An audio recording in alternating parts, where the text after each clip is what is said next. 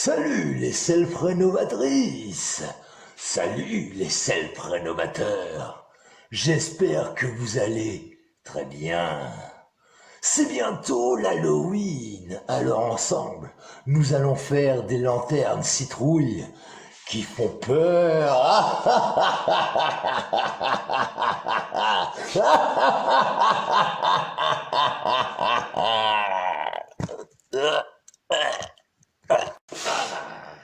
Bon, allez, on arrête de rigoler. C'est les vacances de la Toussaint, tu vas pouvoir profiter d'un peu de temps de répit, de calme et de repos avec tes enfants pour pouvoir justement fabriquer ta Jack-Lanterne, ta petite lanterne citrouille d'Halloween. C'est super sympa. En description, je te mets tous les matériels et matériaux que tu auras besoin. Tu vas voir, c'est pas énorme. Et pense surtout à faire beaucoup de récup pour que ce soit le moins cher possible. Alors notre boîte, ça va être directement un rectangle qui va faire 28 cm de haut, 25 cm de large et 15 cm de profondeur. Il va falloir couper 6 petits panneaux pour faire deux côtés identiques, un dessus, un dessous identique et un devant, un derrière identique. Allez, je passe à la découpe et on se reprend. Alors, pour les petits litos, je les ai pris de la même taille que la hauteur de ma boîte, hein. Donc 28 cm, hein, comme ça, nickel. Alors là, pour les petits litos, ce qu'on va faire, on va quand même passer un petit coup de papier de verre. Alors, il faut prendre grain minimum 120, voilà, histoire d'enlever les bavures de bois qui pourraient gêner quand on va coller après le dessus et le dessous. Là, voilà, ça c'est fait. Ok, donc on a dit qu'on allait les faire comme ça, 28 par 25. Donc, on va poser l'arrière, un côté, le dessus, un autre côté, le dessous, et puis la face avant. Voilà, tout simplement. Comme ça, on est sûr qu'on a une belle boîte bien rectangle et qu'on n'oublie pas de pièces. Donc, maintenant, pour faire le collage, eh bien, on va prendre nos petits litos et on va venir les coller au bord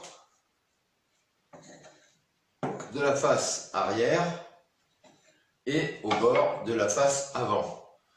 Quand je suis ici, là, eh bien, que je reste bord à bord avec le bois du lito et le bois de ma petite plaque, quand je vais venir après mettre mes côtés, mon dessus et mon dessous, eh ben, je vais t'embêter, ça va pas être à la bonne taille. Alors, pour que ce soit la bonne taille, ce qu'il faut faire, il faut représenter le bois ici du côté, comme ça, voilà, tu vois, comme ceci. Et il va falloir venir dessiner un trait de marqueur ici. Voilà. Et ça va être l'épaisseur de mon bois, ce petit trait vert là, ici. Et comme ça, je vais coller mon lito à l'intérieur. Ensuite, je prends mon lito, je viens le mettre au bord du trait. Voilà. Comme ça. Et là, je viens remettre un autre coup de marqueur. Et comme ça va me donner l'endroit où il y a mon lito et où je vais mettre ma colle. Comme ça, je ne me trompe pas, je déborde pas, j'en mets pas n'importe où. Donc maintenant, mes petits tracés sont faits. On va passer au collage. Rien de compliqué, la colle. Et en fait, on va faire un trait de colle, ni plus ni moins. On prend son petit lito et on vient le poser dans l'emplacement qu'on a dessiné. On fait en sorte qu'il ne dépasse pas d'un côté ou de l'autre, sinon on va être obligé de recouper après, c'est embêtant. Et on vient poser des petits serre-joints.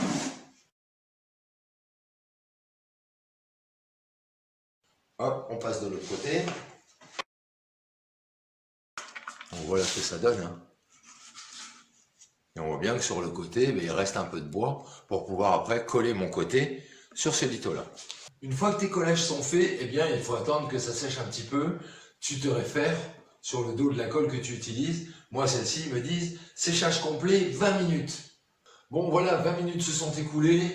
Mes petits serre-joints, je les ai enlevés. Voilà mes deux panneaux. Voilà, impeccable.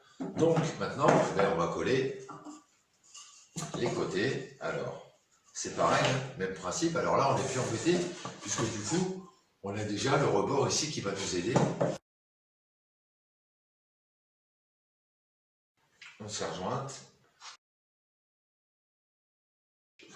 Alors maintenant, ce qu'on va faire, vu qu'on a une petite vingtaine de minutes, sur ce panneau-là, je vais déjà commencer à dessiner mon petit modèle, et puis après, on va le découper, pareil, à la scie sauteuse.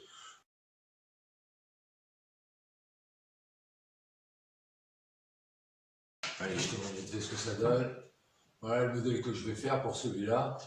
Tu prends une visseuse de visseuse avec un foret à bois. Et bien évidemment, il faut que ce foret soit beaucoup plus épais, plus large que la lame de ta scie sauteuse.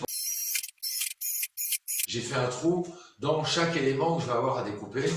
Voilà, comme ça. Et puis tu vois que la lame de scie sauteuse, elle peut rentrer à l'intérieur. Donc c'est impeccable, on découpe.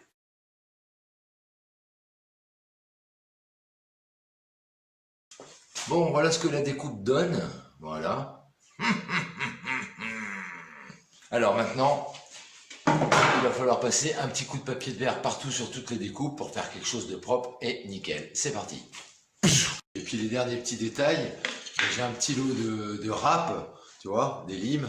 Voilà, donc une carrée, une ronde, une triangulaire, et puis encore une demi-ronde. Et puis là, j'en ai une plate fine, voilà. Donc ça me sert justement à pouvoir peaufiner les petits détails. Et comme ça, c'est impeccable.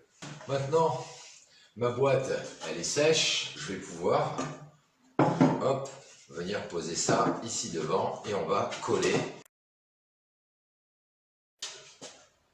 Là, on laisse sécher pendant encore 20 minutes. Maintenant, on va s'occuper de fermer notre boîte. On va poser le couvercle et on va poser le fond de la boîte. Tu viens récupérer ta petite planche que tu avais mis pour le dessous. Voilà, hop.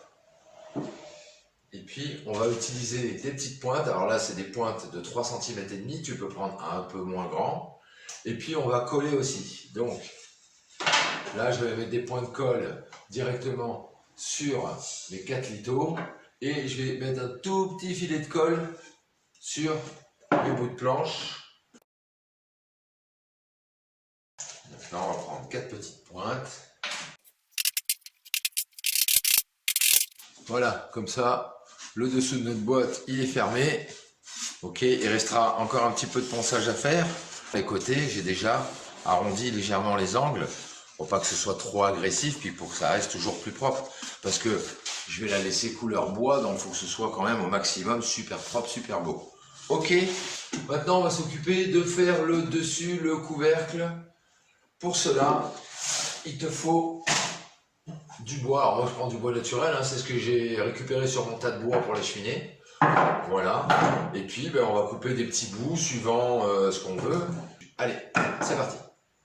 Il faut tracer les deux diagonales au crayon de papier et à l'intersection des deux diagonales, c'est le milieu. On vient poser notre bout de bois, on regarde que ce soit joli, beau à regarder. Et donc pour coller visser, ce que je vais faire, eh bien dans mon morceau de bois, je vais utiliser une vis de 5 cm de long et de 4 mm de diamètre. Donc ce que je vais faire, je vais utiliser un foret de 2 mm de diamètre et je vais venir faire un avant-trou, mais de la moitié de la longueur de ma vis, pour éviter que ça nage dedans et que ça ne fonctionne pas. Alors, on va essayer d'être le plus droit possible.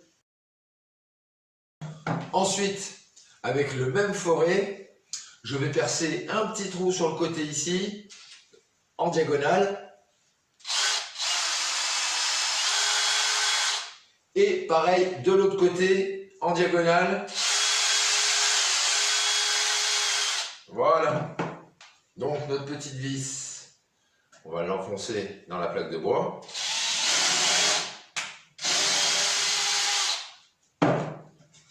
À l'endroit de la diagonale, comme ça, on retrouve le trou de l'autre côté. Pour visser, ça va être beaucoup plus pratique. On présente à l'envers la vis. Là, voilà. Maintenant, on vient mettre de la colle sur cette partie-là. Et ensuite, on vient faire correspondre, en laissant un peu dépasser la pointe de la vis, dans le trou. Et on vient visser, tout simplement.